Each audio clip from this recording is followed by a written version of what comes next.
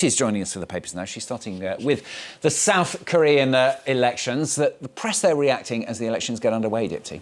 Yeah, it's dominating the South Korean press, naturally. As you can imagine, Stuart, this Tuesday, Korean voters heading to the polls for those snap presidential elections after months of political turmoil that came after the ouster of former President Yoon Suk-yeol. Now, these are the faces of the two leading candidates are on the front of the Korea Times here. You have Lee Jae-myung from the Liberal Democratic Party and the conservative leader Kim Moon-soo here on the right, the Korean paper, which is a centrist paper. Also underlining, as you see there on the front page, an interesting fact that the new leader will be taking office without the customary 60-day transition period. The last time this happened was back in 2017 when Moon Jae-in won the election and took office one day after winning. It obviously once again raises concerns about the government's readiness to manage state affairs, but nonetheless, this is how it will. What will happen right after this election. Koreans will no doubt be hoping for stability in the country, politically and economically, because of course Donald Trump's tariff wars have hit the South Korean economy hard. It's perhaps why the Korea Herald today calls it a D-Day showdown on its front page.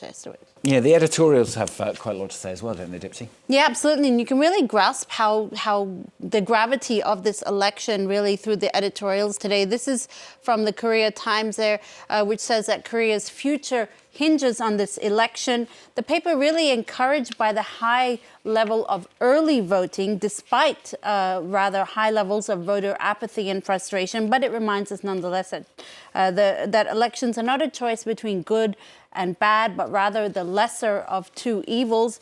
This is from the Korea Jungang Daily. This is a conservative paper in the country there, which says that the presidential election must bring a new start for Korea.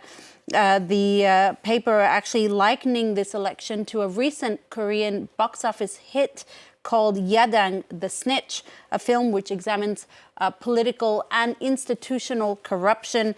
This paper really encouraging voters to scrutinize candidates carefully, saying, I quote, loyalty, sentiment, and empty promises should not sway votes. And finally, you have the Hankyoreh, which is a very progressive paper in Korea, which says that Tuesday's election opens a new chapter in Korean democracy. It's time for voters to shine, it says, and the paper calls it a pivotal moment for Korean society as well.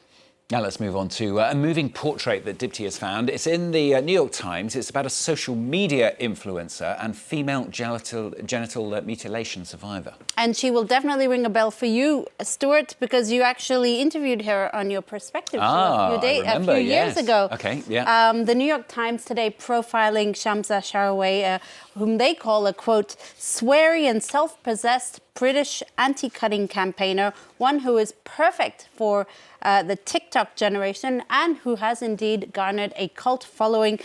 She talks frankly on TikTok about having endured female genital mutilation at the age of 6 in her Somali village.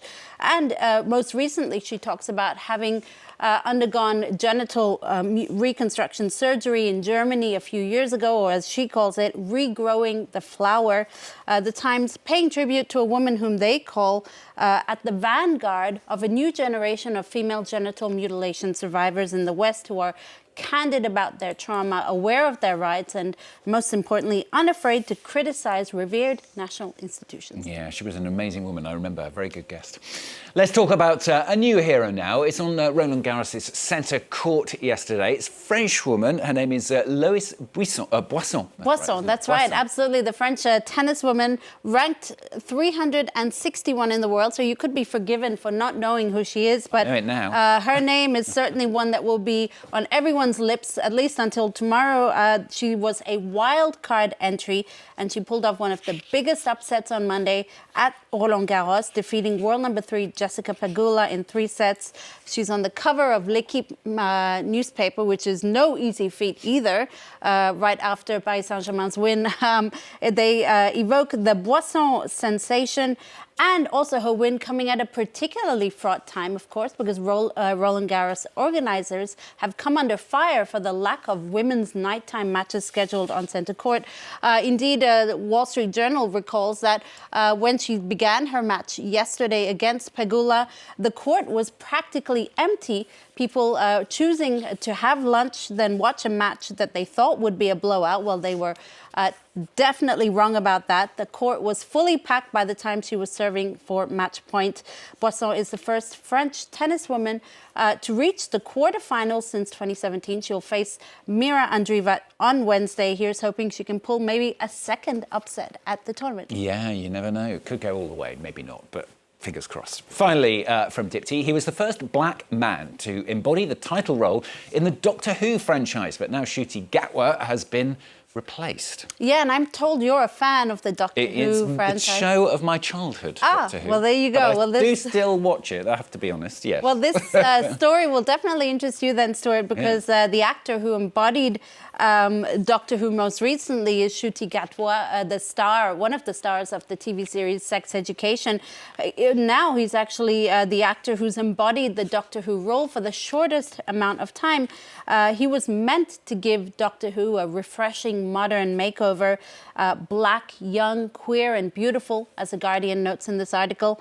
But he's being replaced now, and ultimately the paper explains it was a convergence of several issues. Gatwa's Doctor Who cried a lot, which perhaps cheapened the other times that the character has cried in the past, but also perhaps viewer expectations that Doctor Who resembles other out-of-the-world shows like Andor that are more high-profile, and also a few subpar episodes in the recent season.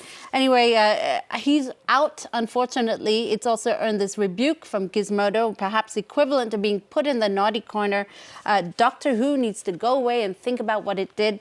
The website saying that Gatwa's Doctor deserved so much more. It appears that the world is not quite ready for a modern, a new Doctor Who. We shall see what happens. We know sort of who might be replacing We did. him. We saw a glimpse. But we don't know really whether the new person is the Doctor. Exactly. There you go. Indeed. See, I know all about it. Thanks a lot. Jessica Pegula with the papers on France 24.